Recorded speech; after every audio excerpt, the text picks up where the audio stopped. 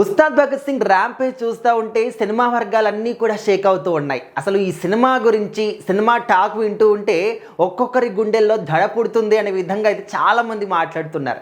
ఎందుకంటే ఇప్పుడు ఫ్యాన్స్ ఇస్తున్నటువంటి ఈ హైకి మనందరం చూస్తూ ఉన్నాం. ఉస్తాద్ భగత్ సింగ్ సినిమా గురించి స్టార్టింగ్ నుంచి కూడా ఫ్యాన్స్ ఏ రేంజ్లో వెయిట్ చేస్తున్నారని చెప్పేసి, చిన్న అప్డేట్ వచ్చినా కూడా దాన్ని ఏ విధంగా సెలబ్రేషన్ చేసుకుంటున్నారని చెప్పేసి, నార్మల్గా ఏ హీరోకైనా కూడా ఈ విధంగా చేస్తారంటే చాలా తక్కువ అనమాట.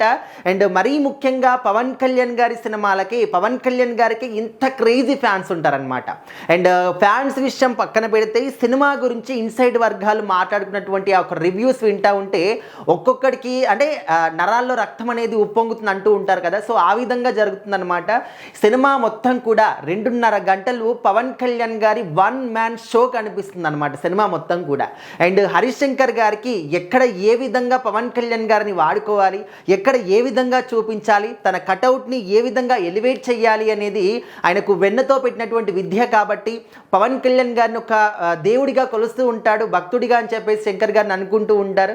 సో ఆ విధంగా ఆయన మీద పెట్టినటువంటి నమ్మకాన్ని 100కి 200% ఆయన చూపించాడు అని చెప్పేసి కూడా తెలుస్తుంది. అండ్ మనందరికీ తెలుసు వీళ్ళిద్దరి కాంబినేషన్ అనేది ఎంత క్రేజీ కాంబినేషన్ అంటే మనము గబ్బర్ సింగ్లో చూసాము. సో మరి చాలా కాలం తర్వాత మొన్న ఓజీ వచ్చినప్పుడు చాలామంది ఏమనుకున్నారు, ఈ సినిమాలో వింటేజ్ పవన్ కళ్యాణ్ అనుకున్నారు. కానీ ఇక్కడ ఓజీ సినిమా వింటేజ్ కాదు, అది చాలా కొత్త లుక్. సో ఇక్కడ అసలైన వింటేజ్ లుక్స్ అంటే ఉస్తాద్ భగత్ సింగ్లో కనిపిస్తుంది. సో ఇంతకుముందు ఎలాంటి ఏ ఏజ్లో ఉండేవాళ్ళు, ఎలాంటి లుక్లో ఉండేవాళ్ళు, ఎంత యంగ్గా ఉండేవాళ్ళు, ఎంత ఎనర్జీగా ఉండేవాళ్ళు. సో అచ్చుకుదినట్టు అదే విధంగా ఉస్తాద్ భగత్ సింగ్ సినిమాలో కనిపిస్తున్నారు. అదే లుక్స్, అదే ఎనర్జీ, అదే యొక్క పర్ఫార్మెన్స్ అనేది ఇందులో చూపించారనమాట. అండ్ ఇందులో ఓన్లీ మనం అనుకుంటే యాక్షన్ సీన్స్ ఇవే ఉంటాయని చెప్పేసి చాలామంది ఎలివేషన్సే ఉంటాయని చెప్పేసి అనుకుంటున్నారు. కానీ ఆ విధంగా కాదు.